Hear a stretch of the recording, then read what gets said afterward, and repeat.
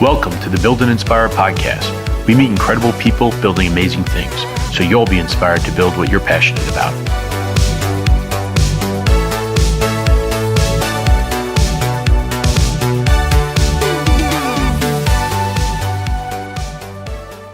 Mr. Brent Rodgers, how are you? I'm doing really well. As you can see, I'm in my my high-tech fashion studio. As you can see from all the clothes behind me, this is where I do my podcast from my fashion studio. Well, I love it. So by the end of the podcast, are you going to change outfits? Well, I do 2 or 3 costume changes throughout a podcast. Mine isn't visual, but I feel like people can tell that I've I've made a costume change. It comes through in the audio. I definitely could tell. And your voice changes. I think your voice changes to each and every single outfit that you wear. Yeah, that wouldn't surprise me because I feel different, right? I feel different. I feel different in every outfit. Well, if you're just listening to this, you definitely got to come on YouTube and watch this because Mr. Brent Rodgers is fantastic. Let's just jump right in. You're an actor, a business person, a podcaster, a family man. What don't you do? I'm not a very good swimmer. That's for sure. Is that true? Well, I can swim, but I don't like it. Not that good. No, I mean I'm okay. I did a year on the swim team in high school to satisfy my dad, but I didn't like it. Well, you and I first met when we were working at a SaaS technology company, and really we just, I think I could say, kind of fell in love with each other. Just started talking, having fun, talking about life, philosophy, business, what we want in the future. And I still, till this day, and I actually tried looking it up, but I couldn't find it. I remember you showing me a commercial you were in, which was kind of like a round restaurant, and you were like a DJ. Yeah. That was a company called Playland, which is like Darien Lake or Six Flags. Yep. Is it in Rye, New York? Vancouver. Vancouver. Okay. And so I had a pretty meaty role in that one. I was a former Playland employee, and I had taken a subsequent job at a revolving restaurant where I was the DJ. Of course, that just sounds funny to me. Like, yeah. So how many of those those a lot of exist green in the world? screen. I needed a lot of subtext, a little background on the character. Mm-hmm. He'd had a tough life. Okay. There was trauma in his background, and I think that came through. I think that came through in the commercial. Yeah. So now, do I have enough keywords to actually find it? Playland revolving restaurant. Yeah. No. I think that'll get it. Yeah. All right. You're able to find my YouTube page, which I'm not going to tell you right now. All right. You might be able to find it along with another deep one where I was freezing rain. Really? Yeah. All right. If I find it, I got to put it in the show notes. But how'd you get started with acting? Is that what you wanted to do when you were growing up? Like you wanted to be an actor, or like right when you became a young adult, or were you thinking of going into business? What were you thinking back then? I was always a class clown for sure. Mm-hmm.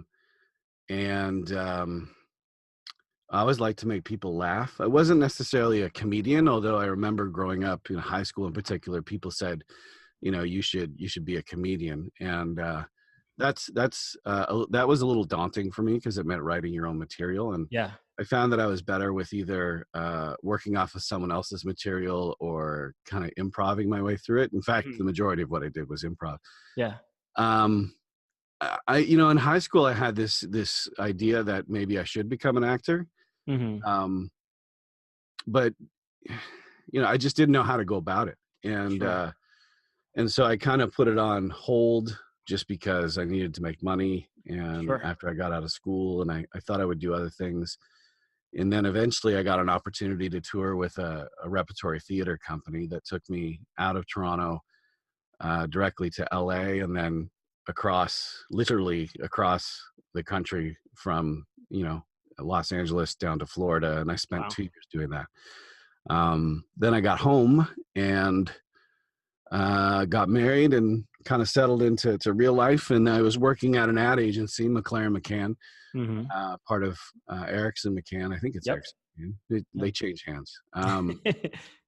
And they did one of their floor-wide layoffs. And I said to my mom, I'm like, or not my mom, my wife, I said, what do you think about me going into acting again?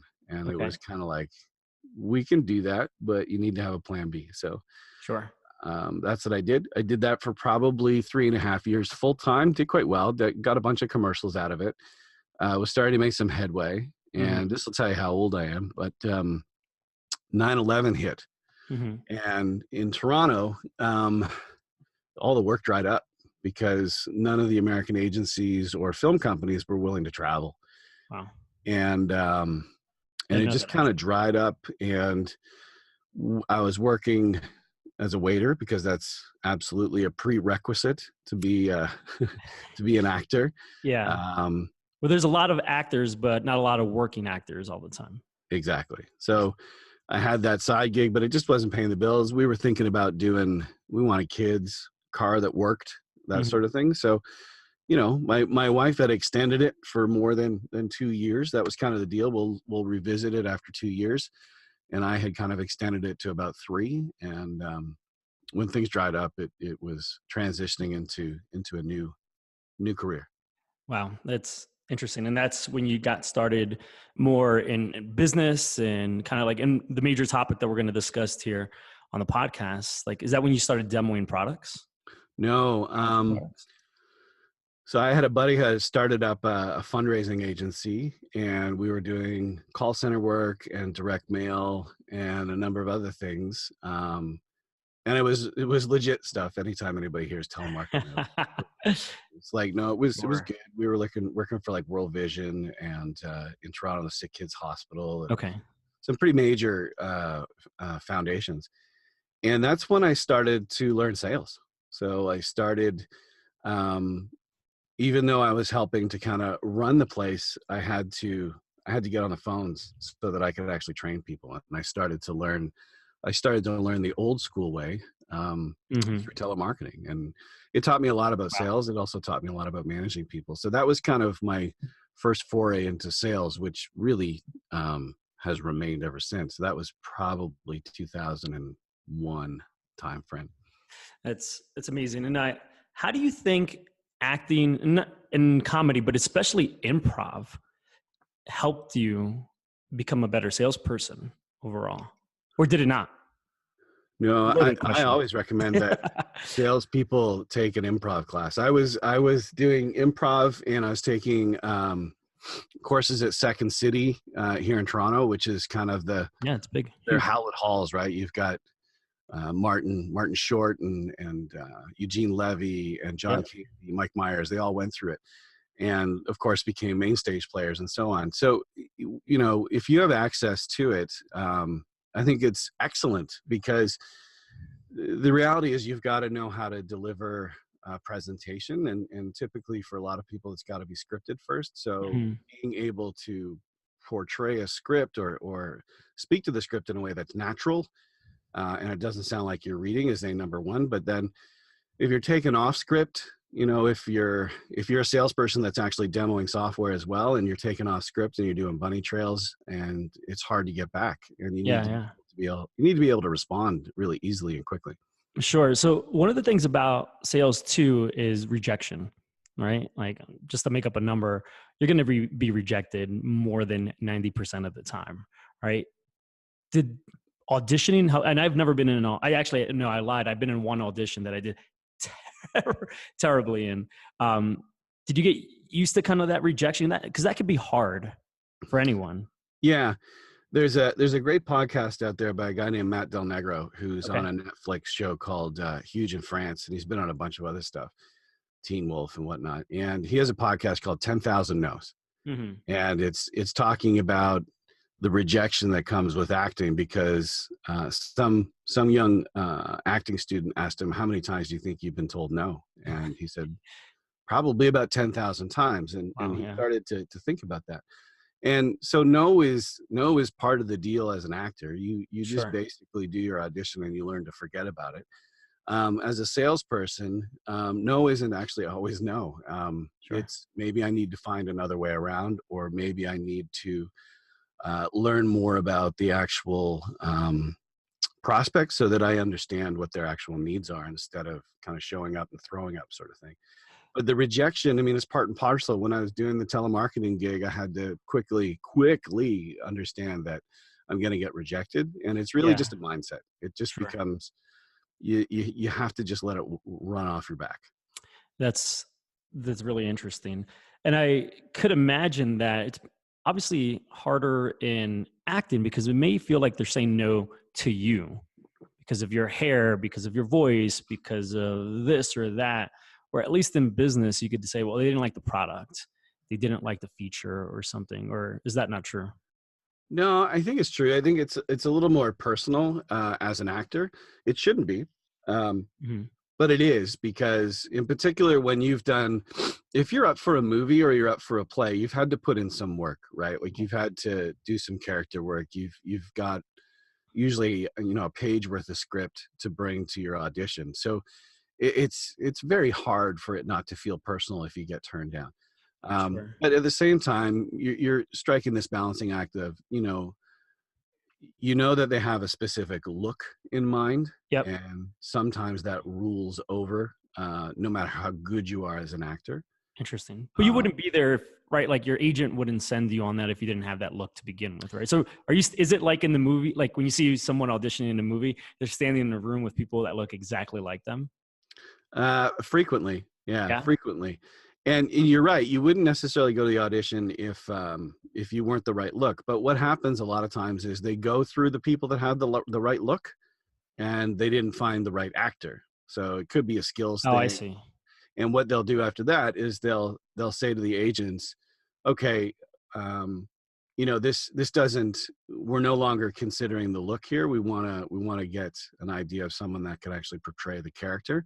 Sure. And so send them in. So that happened to me a lot. But in the movies, you get rejected right in front of your face in the audition room. That doesn't happen. Your agent calls you later on? Your agent doesn't even call you unless you get the job. And Oh, really? So you're just like, you literally have to forget about it. So what'll happen is you'll do it. You'll be excited for it.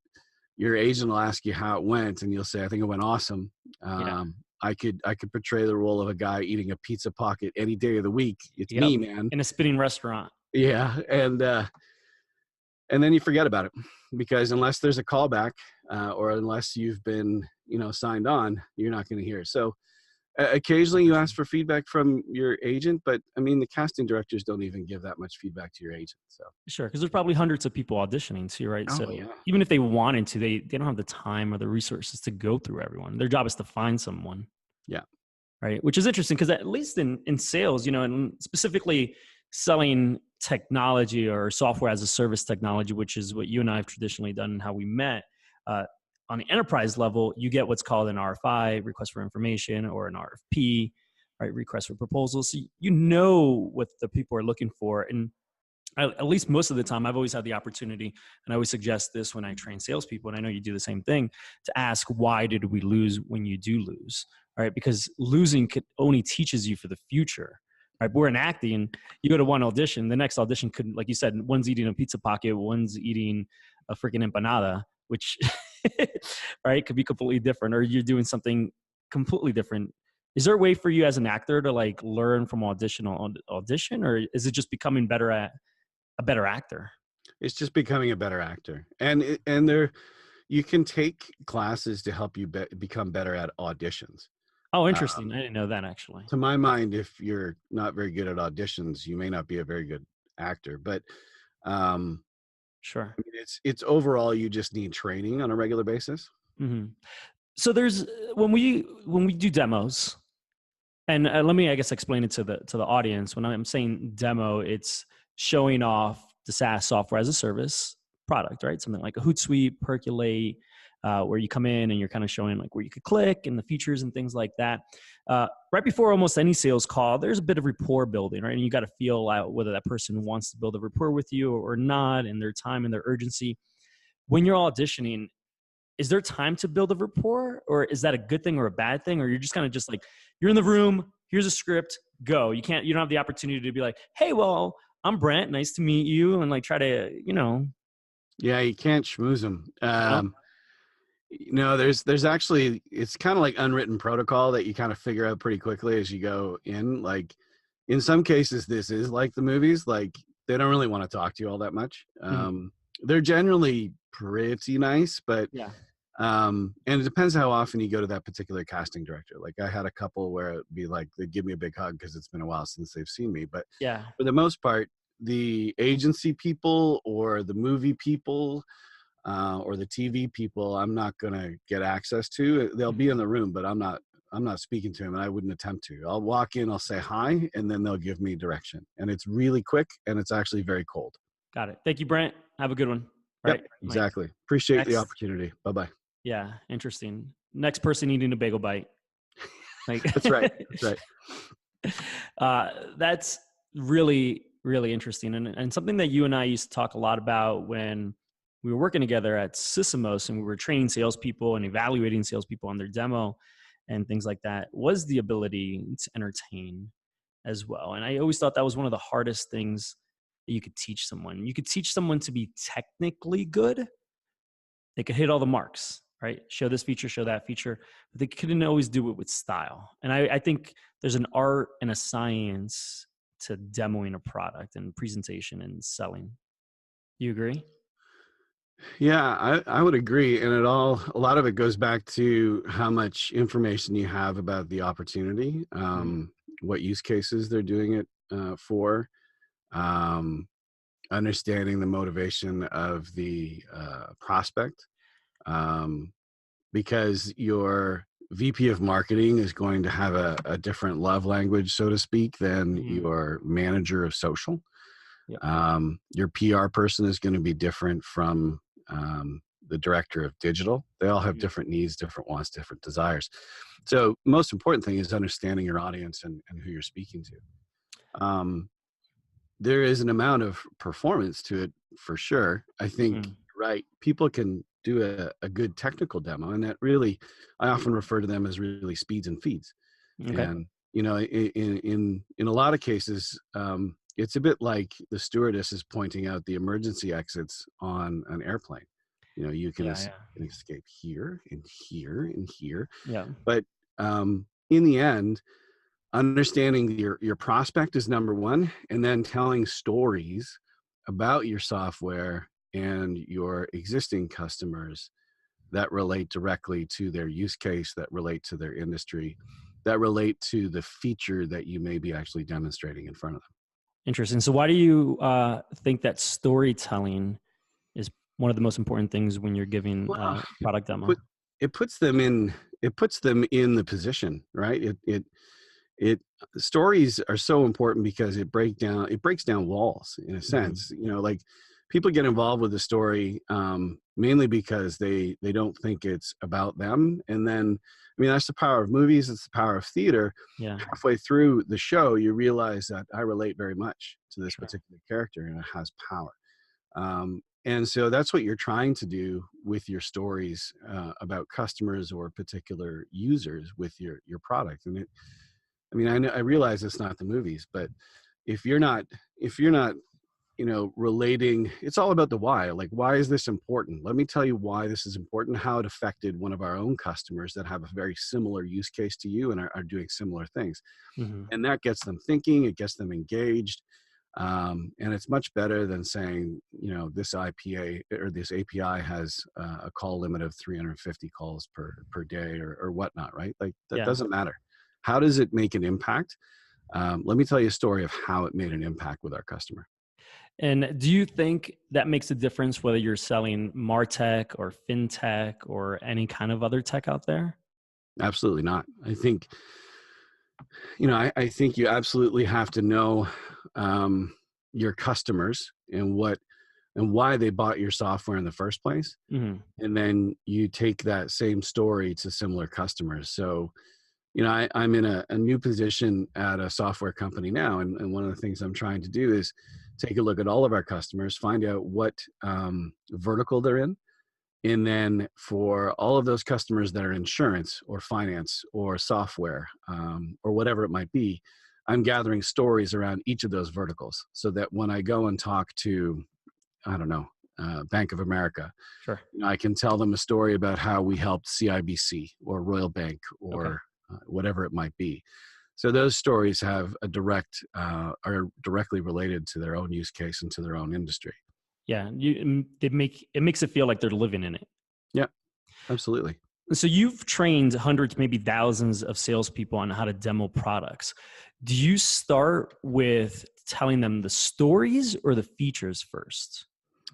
I get them. So I take an interesting tact. I mean, first thing I do is I make them write out a script so that they can logically walk through the actual software. Got it. Do they have a script before? Like, obviously they could look up a demo. They've heard you demo and things like that, but do they have a generic script, or you kind of let them kind of go in and improv a bit? I don't let them improv at all at first, because most of the time we need to give them language, right? Yeah. So a lot of the times, and I'm suffering from that too. In a new gig, I need to know the vernacular. I need to know the language. There's turns of phrases that are better than others. Sure. And so if I've written a script for a demo, then my expectation is that you're going to follow it, for the most part. And then you'll eventually make it your own. You can't be me. I get that. Yeah. And then from there, what I want sales reps to do is to attach meaning to. I've always said, if you're going to show a feature or a widget, then you need to have a reason why you're going to show that widget and explain why it's important. So if you're going to show everything, you're going to have a story for everything. Yeah. But I often say, because a lot of sales reps will go, well, I don't think it's that important. And I'm like, well, then don't demo it. Like because sales reps are typically giving high level demos. They're not focused necessarily. They're just you're at a coffee shop, you're at a trade show. Sure. And it's just an overview. But for the pre-sales guys or the actual guys that are doing in-depth demos, it's a little bit sales different. Engineers, all that. Exactly. So what I say to the sales rep is take 3 things about our product that you think is really, really cool and only talk about them. I said, the reason I'm telling you that is because you already think they're cool. You already have words for it. You already want to explain this to them. Yeah. So just take those and don't worry about the rest. Interesting. How important do you think it is for the person who's selling to also,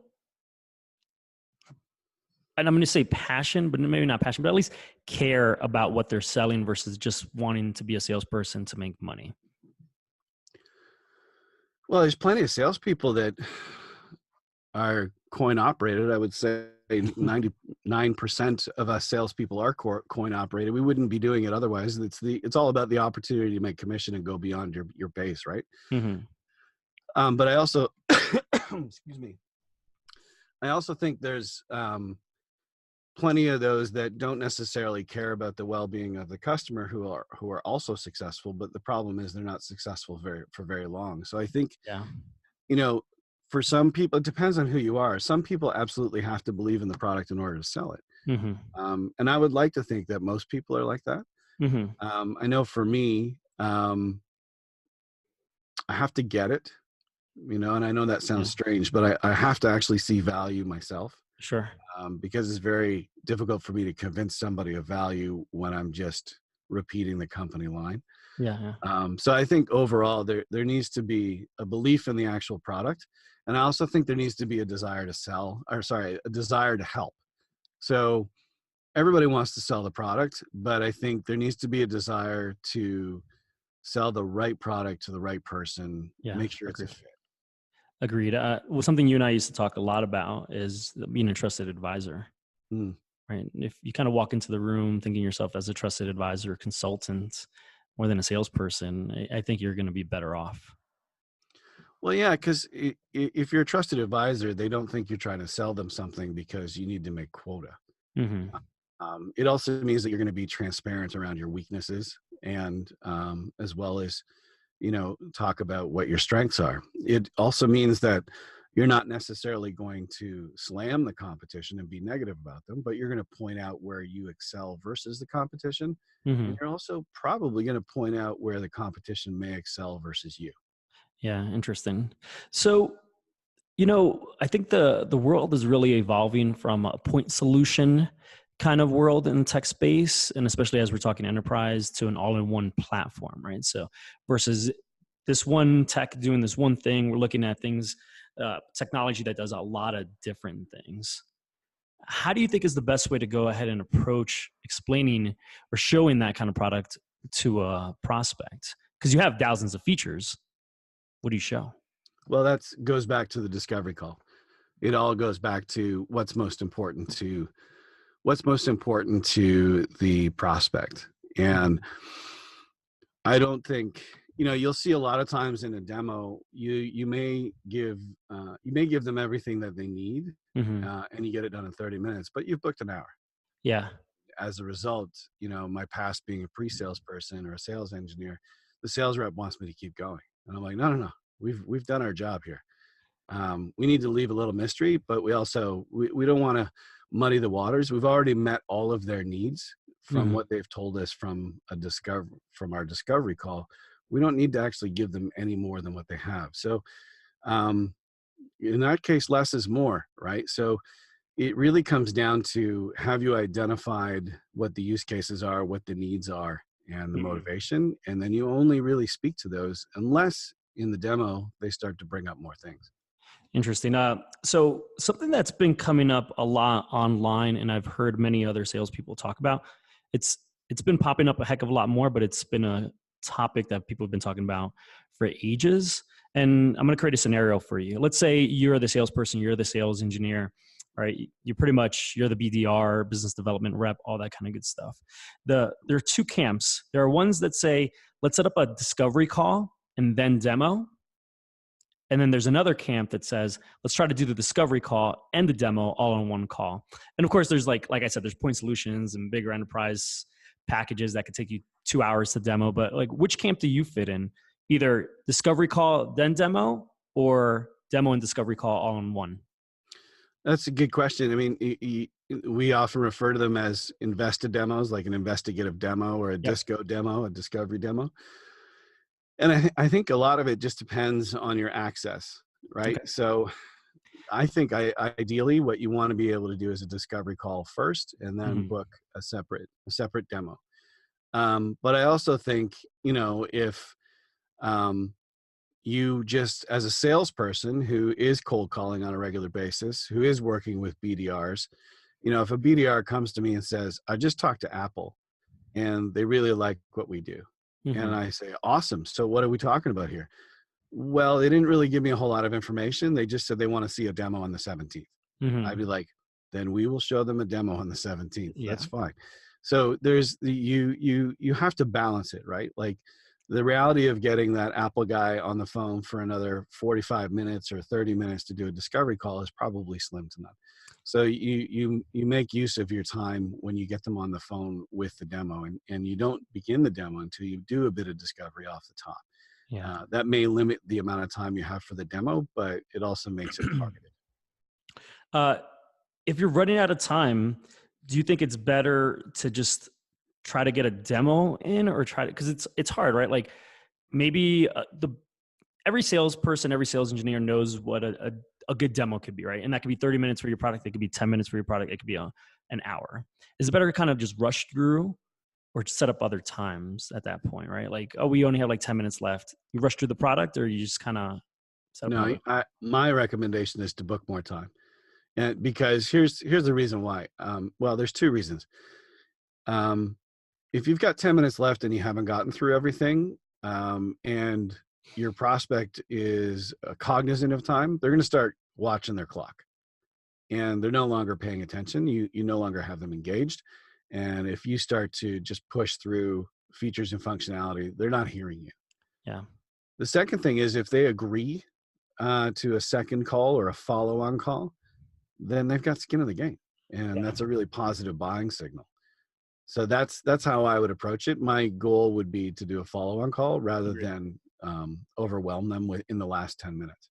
I agree. And I think as a sales rep or sales engineer, I'm just going to use the word interchangeably moving forward. I think ultimately it shows that you also care about the prospect. Like, I care enough to be respectful of your time and of what you're looking for, to not rush, to actually set more time and go and show you what it properly needs to be. Yeah, I would agree with that. I mean, we've all encountered those situations where a sales rep gives the sales engineer a call and says, I've got a great demo that I need to do for company XYZ, and they wanted it 2:00. Yeah. Well, it's 1:00 now. Yeah, they want it in an hour. And I'm Yeah. like, well, why? Well, they're Yeah. going to make a decision this week. And it's Yeah. like, they're not going to make a decision this week. Yeah. You can't purchase $60,000 worth of software within the next 3 days. It just ain't Sure. happening. And so, we're column B on that, as you would say. If someone's doing due diligence, they just need to be able to tell their boss, I saw the demo, doesn't work out, we're going to go with the incumbent. Yeah. Interesting. So that brings up an interesting point. What do you think a good relationship looks like between a sales engineer, pre-sales person, and the salesperson? Well, it's definitely a dance that you have to learn. So I'm always of the opinion that the salesperson needs to lend something to the call. You have some sales engineers who are very like, don't say a word, I'll do all the talking. Yep. And I think it should be a two-pronged attack, because the sales rep has got some perspective when it comes to who the client is and what they're like.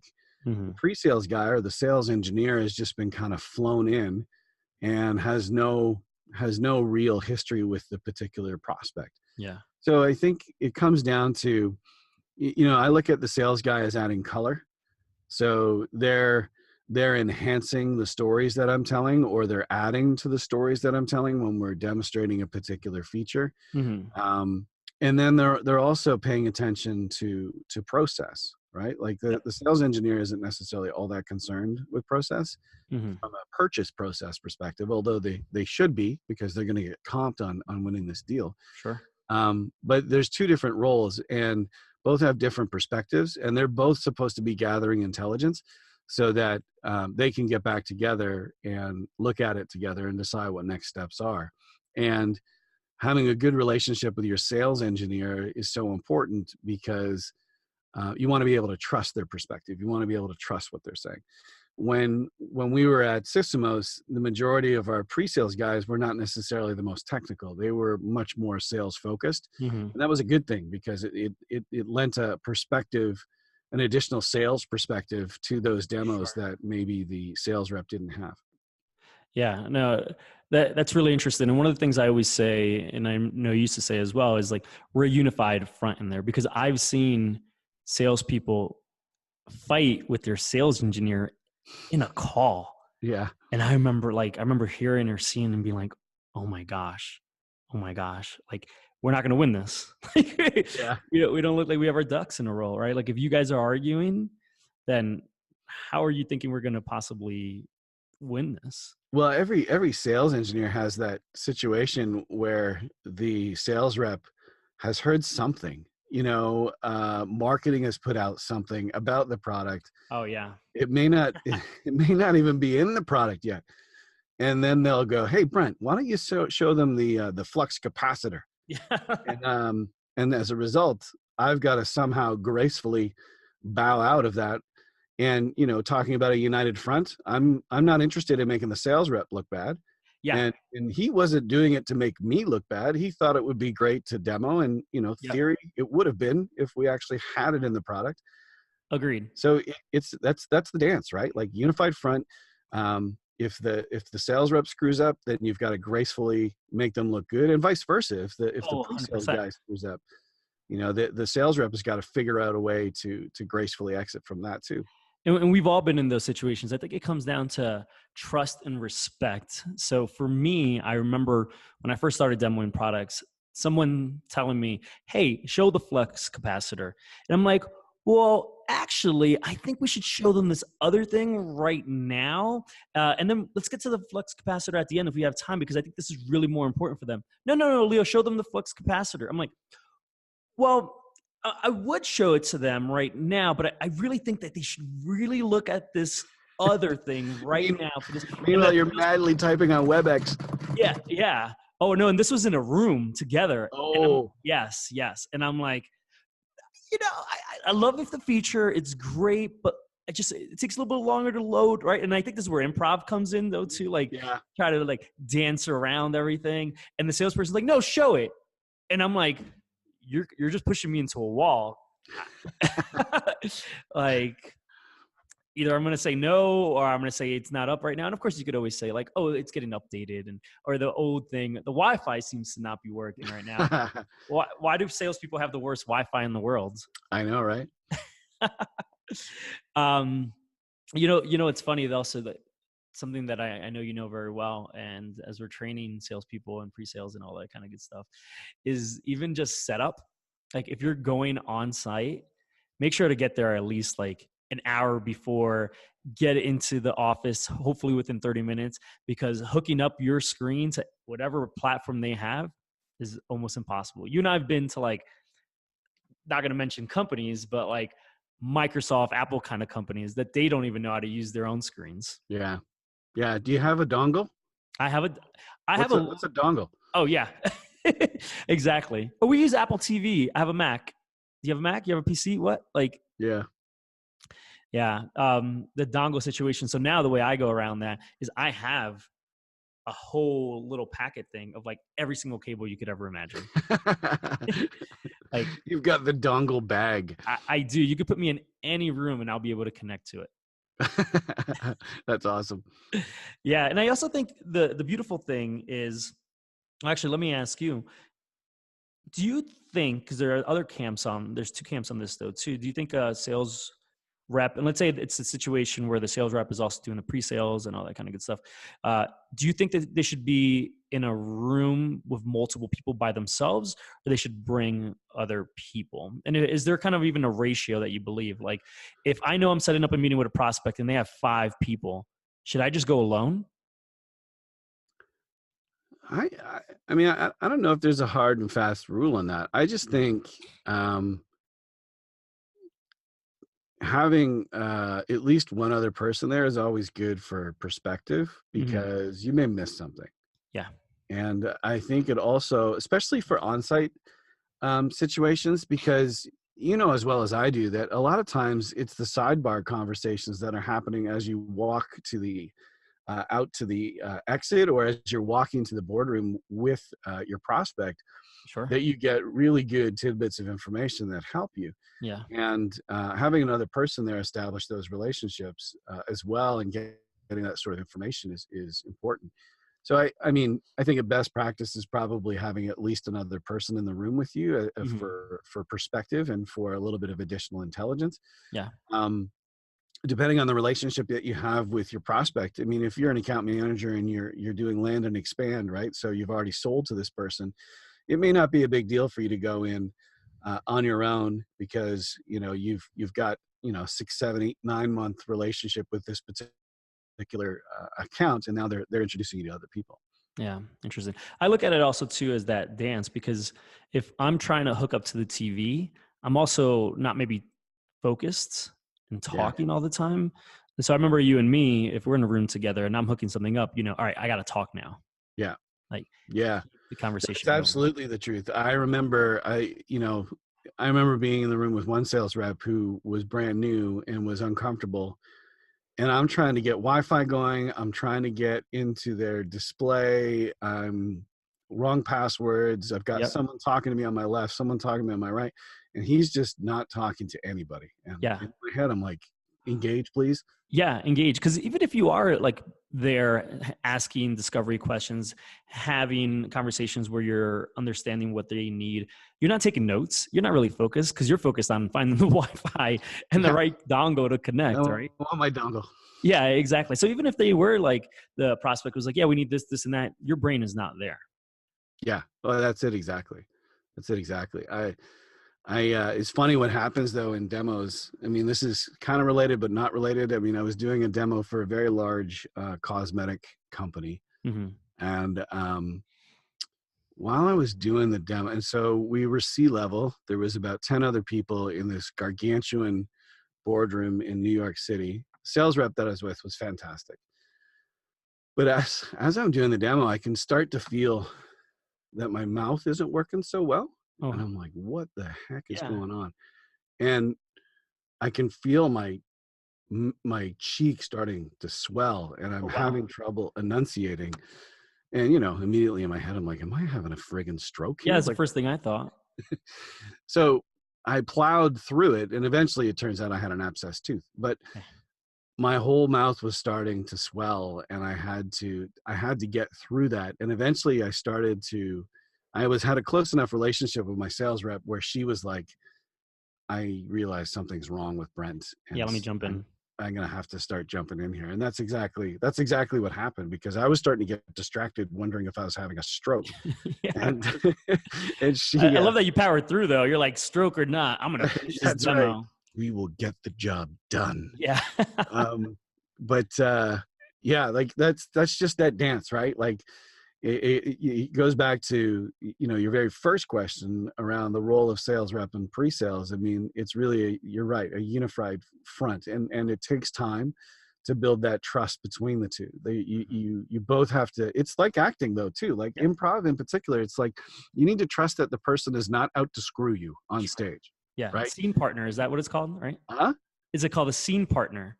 Well, I guess I'm not sure what the exact Oh, term is, but what you, especially in improv, what you don't want is, they call it blocking, right? So blocking. and it's not physical blocking. Mhm.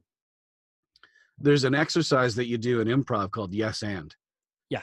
So it means that you accept anything that comes to you. Got it. Because Leo, if you've got a scenario where I've just turned in, especially in improv, Leo, you've determined that I'm actually a pregnant woman on stage. Hmm. If I block you by saying, what are you talking about? I'm a man. I've just negated the idea and the scene that you wanted to go. Whereas I'm like, yes, and I'm not feeling very good today. In fact, I think my water just broke, right? Yeah. So it's a very similar thing in the pre-sales and sales relationship. The salesperson has to kind of go, yes, and continue on. Yeah. Yeah. If you watch The Office, Michael Scott, when he does improv, he's always, I have a gun. Yeah. And they Yeah. get so upset with him. I didn't know there was a term, like a technical term. Obviously there is, but that's interesting. So obviously an in-person demo, at least I believe, so I shouldn't say obviously, is it's going to be better than a WebEx Zoom demo. Another thing that's been coming up a lot in sales circles is, should you turn on your webcam when you're demoing or not? Yeah. I don't know the answer to that one, because I think it's starting to denote my age. Like I'm uncomfortable with it. Yeah. Um, but I noticed that tons of people are not. Yeah. A And ton of people are not. so I'm just kind of probably trying to get over myself. Hmm. However, when I'm working at home and I've got, you know, my flannels on and a baseball cap, I'm not Sure. inclined to turn on the webcam. But yeah, I don't know. I'm not. It's not my natural instinct to turn on the Sure. webcam on a WebEx. So, I may change my mind, but I personally say no. And my reasoning is because as we're developing demos, scripts, and we're demoing and we're presenting and all that, you're trying to avoid potholes. And especially if you're demoing, sometimes you're pausing the screen to set something else up, or you see something not loading. So you go to load that, or you're pulling up another presentation. So you're not always kind of really focused on the person. And if I have the camera on, I always have to seem like I'm being like Yeah, on there, right? And yeah, if they see my eyes over there and my eyes over here, and then I'm clicking here, I'm like, yeah, okay, or I'm not taking notes. I think that takes away from the overall demo. I would agree with that. Like, and they don't need you. You know, if something goes wrong, they don't need the pre-sales person in the camera going, Yeah, right? exactly. Right. Or they're there to look at the product. Yeah, They're there to look at the presentation, not you. yeah, I think if you're from a sales process, if you're negotiating, perhaps if you're just having discovery call, sure. But for the demo, I am right now in the camp of do not turn on that camera. If they turn it on, just turn it on, but I wouldn't lead with that. yeah. I'm with you. I mean, from a demo perspective, like regular sales calls, if we're doing discovery or whatnot, I'm neither here nor there in that. Yeah. But I would absolutely subscribe to your point of view on the demo. I think I think it just becomes distracting. Yeah, it's distracting, and I'm not going to do the best job because I want to now. Like right now, I'm engaged. I'm looking at you. Even if my eyes looked away, you'd be like, "All right, what is Leo doing? Is he paying attention? Is he not?" Yeah, and everybody's looking beyond me at my fancy clothes behind me Oh on yeah. this particular podcast too. And for those listening, you've already changed 4 times. That's right. And you can tell. I sound different, right? Oh, 100%. Everyone's going to write in later on, and all the tweets are going to be like, "Is he wearing a fancy hat?" I love it. So, are you currently seeing more and more companies using technology like Chorus? So, for those that don't know what Chorus is a software that joins your calls on a WebEx, Zoom, whatever it may be, and it actually records it, transcribes it, and then it lets you play it in the future. Do you think that's important for a sales rep to kind of like, not just for the notes perspective, but listen to their demos and see how they could improve? I think it's absolutely a benefit, both from a BDR perspective, as well as a presentation perspective. Anytime that you can go back and review the call is awesome. So number one, from a training perspective. So it points out your weaknesses. It points out where you're strong. From both a sales rep perspective and the BDR perspective. I mean, to be honest, the BDR role, you have to almost treat it a bit like a call center role, because you got to give constant feedback in their messaging and how they're responding to things. And then after that, going back to it's always beneficial to have 2 people on a call. Well, now you've got a third when you've recorded it, because now you can go back and listen and hear the stuff that you missed and understand where people have been responding, if possible, at least verbally. So I think it's a huge benefit. I know at my new gig, we do that a lot.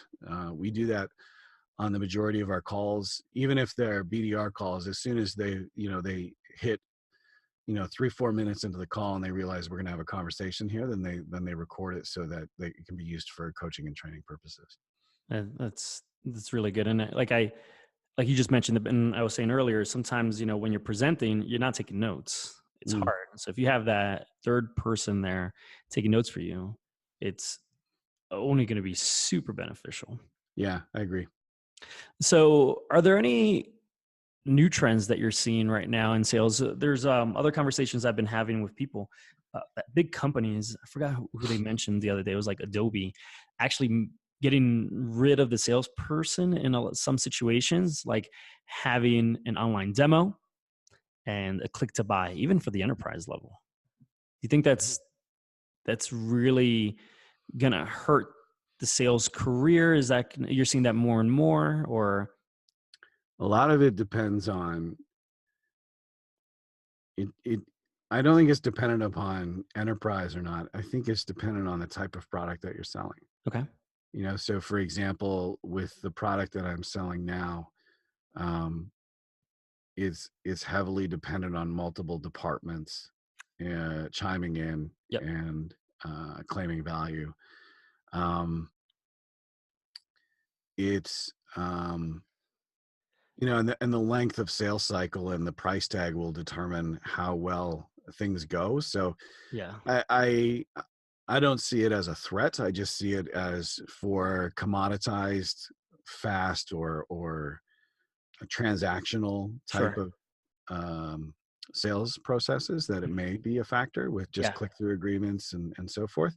Just go. But and again, not necessarily the enterprise. It's like for specific types of software, for specific types of customers and sales cycles. I don't know if you'll ever get rid of the sales rep. Yeah, it makes sense. I think I know I'm definitely on the same boat as you are, but what you're saying is it's neither good or bad. It depends on the situation. Yeah, I think that's fair. When I think about what we do right now, I mean, we leverage a ton of technology to help us sell. But the bottom line is I have to have a conversation with a prospect in order to sell the software. Yeah. So I'm going to present a real life scenario that happened to me. So I'm always in the philosophy of not just talking, but also showing. And if you could do both at the same time, that's fantastic, telling the story. And I think I've seen that most of the time. Back during my Expion days, there was this one competitor that we found out never showed the product.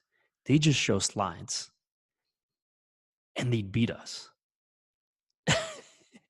Like, what do you think about that? And it used to frustrate me so much. I'm like, I'm here showing it to you. Like, click, click, click, click. And I'd ask them because I know it. I knew it. And I'm like, well, when you were meeting with XYZ, did they show you the product? They're like, no, we saw the deck. What do you think that was? What was that magic? Why could they do it? Do you think that's something that other people should look into? Or I know it's kind of like, I'm just not really a question in there, but just wanted to get your reaction to something like that.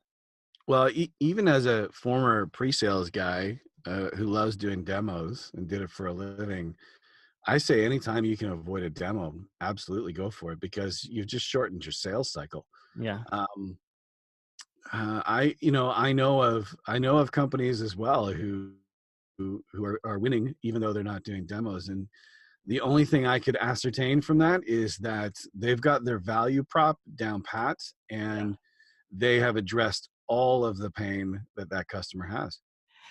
So as a buyer, I'm like, no, I want to see it. It's like, to me, it's like buying a car online without sitting in it and driving it. It's almost unimaginable to me. Well, here's the thing, and we all do it, is you can't determine what sales process is going to work based on how you prefer to buy. Yeah. So you have to determine how the prospect wants to buy In the market, right? So it's I would imagine that company that was beating out Expion wasn't always beating you without a demo. Yeah, somewhere down the line they had to have demoed, right?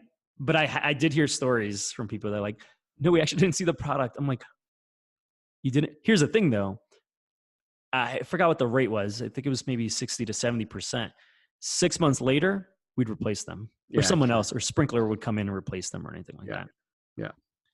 So it was always an interesting thing, because as a buyer, and I guess I'm a little bit different because I also like to tinker, right? I'm like, oh, let me click there, let me do this, let me see that. So that brings me up to another question. How do you feel about, and this is on the enterprise level, more complex pieces of software, and giving trial access to prospects? Is it a good idea, bad idea? Yeah, that's a tough one. The standard mode of operation or method of operation has always been you pay for a trial, because it indicates skin in the game. Yep. But I would say, especially over the past 3 years, I would say that prospects are dictating how trials go, and none of them expect to pay for it anymore. Certainly on the enterprise side, I mean, they think you should be happy that you're even speaking to them, right? Yeah. So, I mean, ideally you want them to pay for the trial. But the reality is they probably won't. I think where you kind of shore up skin in the game is by defining a success criteria that is rock solid. So that if your success criteria, if the success criteria that they dictate matches up really, really well with what your software can provide, that's kind of your go, no go, right? Sure. If it's not, or if they're not willing to give you a success criteria, then you need to walk away. Yeah. Because either they're not serious, or they're not at the right stage. Yeah. They don't know enough yet.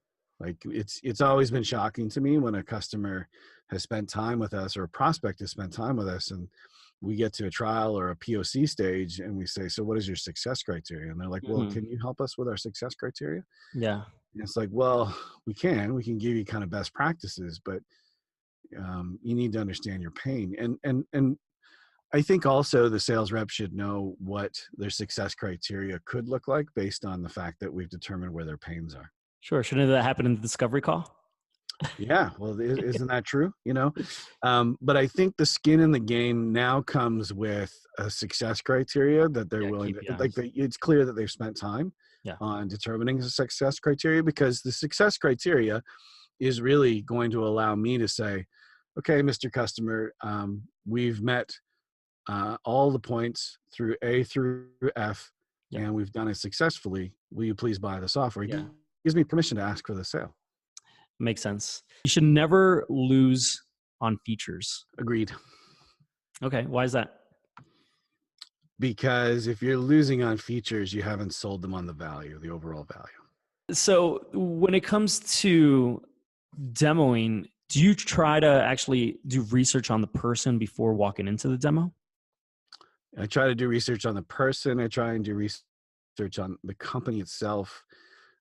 There's so many really great tools out there now that you can take a look at a company's tech stack to see what they're using, everything from, how much they're spending on AWS down to what applications they're using for SaaS.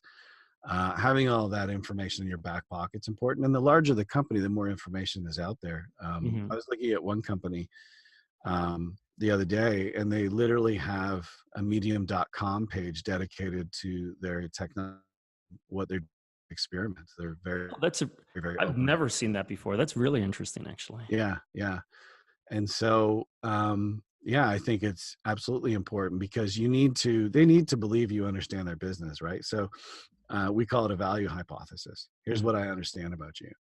And I don't know everything about you, but based on the research that I've done, combined with the discovery call that we've done, I can come up with a reasonable hypothesis as to how we can solve your problems. Yeah, no, that makes total sense. How do you feel about leadership being able to demo? When I was a pre-sales guy, I thought it was important for leadership to be able to demo. I don't know if I think that way anymore. I think what I want leadership to be able to do is understand the value proposition and help me get over hurdles. Okay. I'm looking at it more now from a hurdle perspective, a business perspective, as opposed to, my expectation of a pre-sales guy is that they know everything about the product. And my expectation of a sales leader is they should know everything about sales. Yeah. Especially the value prop and being able to, like you said, show the value overall of the product. But that wasn't my attitude 2-3 years ago. But that's because I was also a sales engineer. So my priorities were different. It's so easy to just look at, like, if you're just that one tool, you have that one job, it's so easy to just look at it from that perspective and forget about the big picture there. Yeah. I don't think there are very many deals that get lost in software because you didn't demo very well. Yeah. I think what you missed on the demo is the value proposition. Yeah. Right. So it's less about I didn't do a good demo. It's more about I didn't hit the right notes in that demo. Yeah. Makes sense. So how long do you think it takes to get the demo generally down? Let's say, and obviously, again, it's going to matter based on the solution, whether it's a point solution, whether it's an enterprise solution, but let's say just enterprise solution. How long do you think it kind of gets a good salesperson ramped up? And generally, I've heard at Oracle, they say for a salesperson to get ramped up, it's over a year. Like for that salesperson who's demoing and really understands the process, you really have to be doing it for a year. And I know at the bigger companies, you have shadowing. So for the first 3 months, you're not even on calls. You're just kind of learning all that kind of good stuff. On the startup world, you're demoing 2 weeks in. Yeah, fake it till you make it. Yeah, exactly. What are your kind of overall thoughts on that? I would say, it's funny when when I was doing hiring, you would look at LinkedIn profiles and you'd see people that have been there a year, 2 years, 5 years.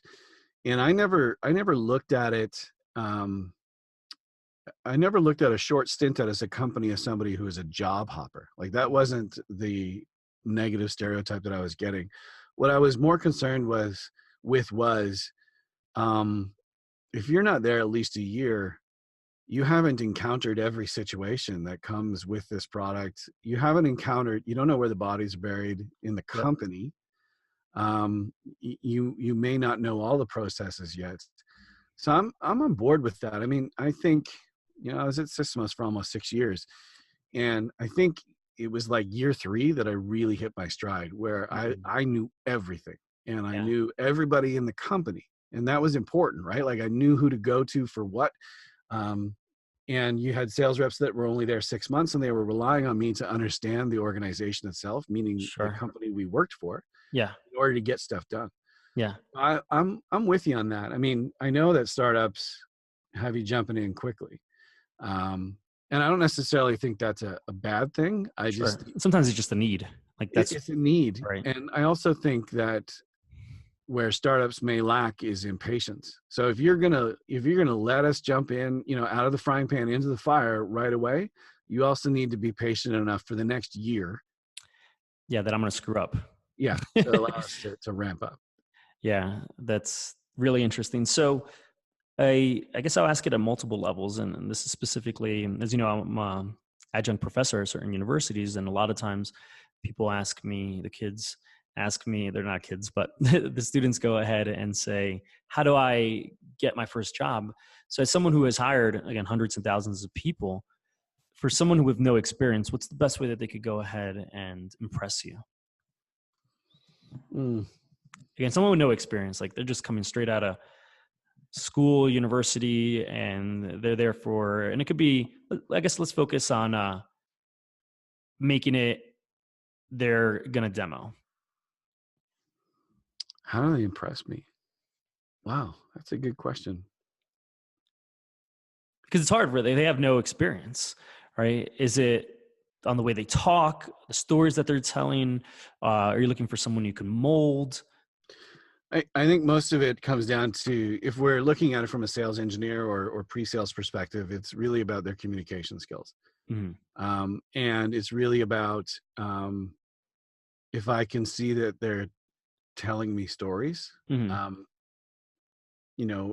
I do that all the time. It's like so often that I say, I'll be talking and I'll just say, for example, and I'm doing it right now. Like I was in an interview probably about a month ago, and we're talking about the fact that I am typically a storyteller, and as an actor, as a business person, as a marketer. You've done this through the whole interview. You've given me a for example, or told me about a time, or explained it. And so for me, I want storytellers on my team. And so if they demonstrate that they do that naturally without prompting, then that's a great way to impress me.